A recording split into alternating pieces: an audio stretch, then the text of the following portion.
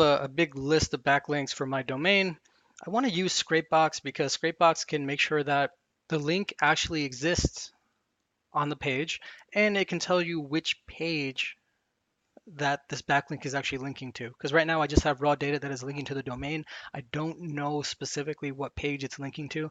And in order for you to get the maximum value from Linkio, you need that information. And this is how you can do it easily. So here's my list of backlinks, and I'm going to copy the whole thing. And I basically need to copy it into a .txt file. So I'm going to take my notepad and I'll just name it Linkio backlinks. Okay. Now, what I could do next is open up this Scrapebox that I installed for free, Scrapebox link checker. Just Google it, install it, 64-bit, 32-bit, depending on what kind of computer you have.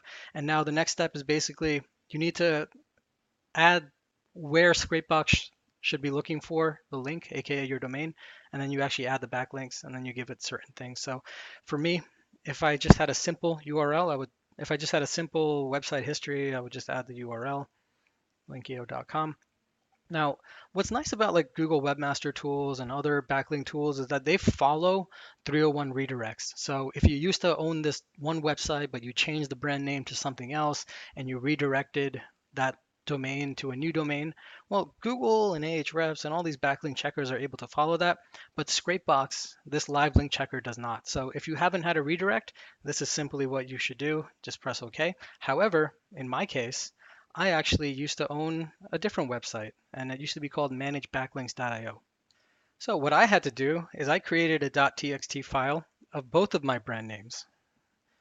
Okay, so now if I upload this into Scrapebox, Scrapebox knows to look for links to two different domains because I know that one domain redirects to the other. So that's step one. Step two is this Linkio backlinks notepad file. Let's upload it using this blogs button. So I found the file, and then now there's two sites added and there's 1,385 links added. Now, depending on the speed of your computer, you can set this to as many as you want. I'm just going to start with two because I'm not in a big rush, and I make sure that check domain is checked. All right, and that's essentially it. You click start, and you see Scrapebox starting to do its thing where it's going through each one of these links and verifying where it links to, what the anchor text is, so on and so forth. So let's pause for a bit. Scrapebox has completed its analysis. Of these 1,300 links, it found 805 of them actually active. So what we can do now is export all the found links to a CSV file.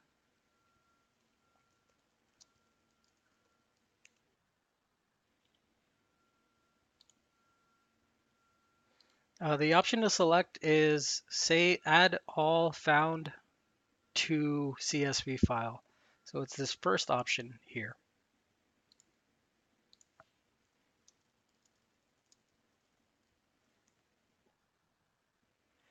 Now go open up that CSV file so we can have a look at it. Sometimes depending on your operating system, it doesn't give you a default file to open. So if you right click on that file, or if you just double click on it, it's going to give you the option and you want to select Excel.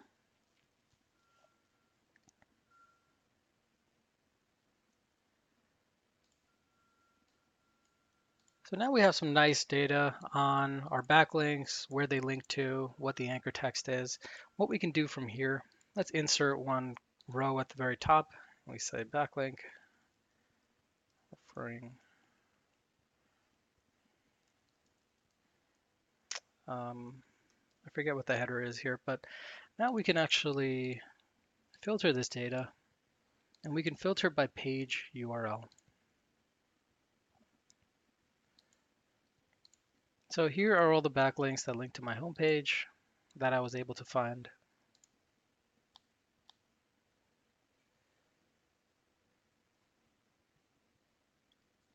Lots and lots of homepage links. Here are links going to my anchor text analysis page, anchor text generator, my podcast. conference page, SEO tools page, and here are the links that go to that other domain that I used to own. So now we have a full list of backlinks, and in the next video, I'll show you how to actually import this data into Linkio.